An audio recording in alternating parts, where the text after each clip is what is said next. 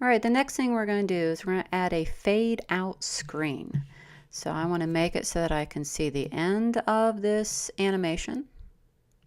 And I'm going to move that playhead to be at the end of the animation as well. With the top layer active in the layers panel, let's add a new blank layer, and we're going to call that layer fade out screen. Let's go to edit and fill, and let's fill this using black. In the timeline panel, let's drag the start of this fade out to be a little bit before the end of the animation. So using the fade options over here next to the controller, let's drag and drop the top fade right on top of that fade out screen. So you can drag the playhead now. See it start fading to black. Now you got to kind of watch this transition, see how it's kind of jumping around. So I might need to lengthen out a couple of the other tracks, change the length of the fade. Go ahead and drag the playhead, watch that transition, fades out. And it's nice and smooth. Save your document. So the last thing we're going to do is add a credits line. So I'm going to move that playhead so that I can see the desktop again. And in the folder that we've given you is a file called Lesson 5 Credits Line. So I'm going to double click on that. Go ahead and open it up. So on the Mac, that's going to open it up in Text Edit. In Windows, it probably opened in Notepad. I'm going to go ahead and copy that text, go back to Photoshop, and using my type tool, I'm going to click on the bottom part of this artboard, and I'm going to go ahead and paste that text in. You can use any font size that you want. I'm going to use the red that has been used in this image. For the font, I'm using Arial Narrow. You can use whatever one that you want. I'm going to make it bold. So what we're going to do next is we're going to start this once the fade out screen is completely visible. So it's after this little marker that we used for the fade.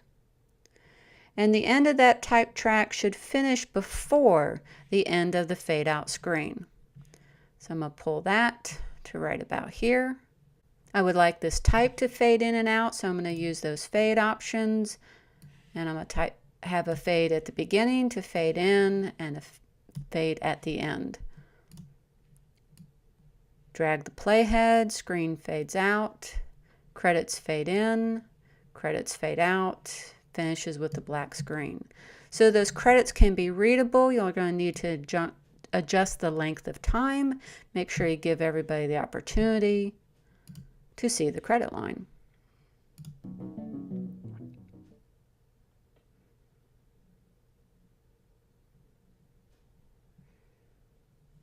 Let's play the entire animations. Go all the way to the beginning, hit play.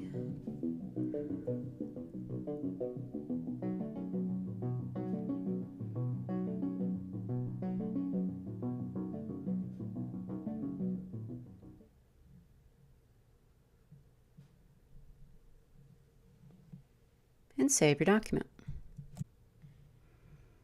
Once you have the timeline completely edited, we need to render out the video. So we're going to go to the File menu, Export, Render Video. Pay attention at the top as to where it is going to render out your video. So I want to put this in the same area that we've been using. So there's my Lesson 5 folder. For the format, let's make sure it's set to H.264. That way we get an MP4 file when we're done. It should be picking up the 1920 by 1080, the correct frame rate, and go ahead and render this out. Now this can take a while depending on the length of your video, how many layers that you have going. So notice that my status bar is going to take a little bit of time. So video is going to pause, get this exported, and it'll reopen once this is done. All right, once the rendering is complete, I'm going to go back to that folder. So there's that MP4 file. I'm going to double click to open it up. Make sure it stays inside my video screen here. There we go. And when we play,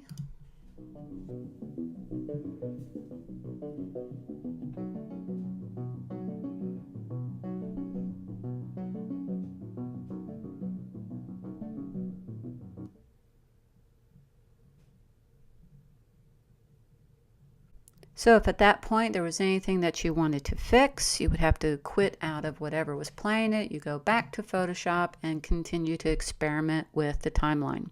All right, the recreation portion of this lesson is complete. We do not have an On Your Own section for this lesson. This now concludes all the Adobe lessons for this semester. Save and close your documents.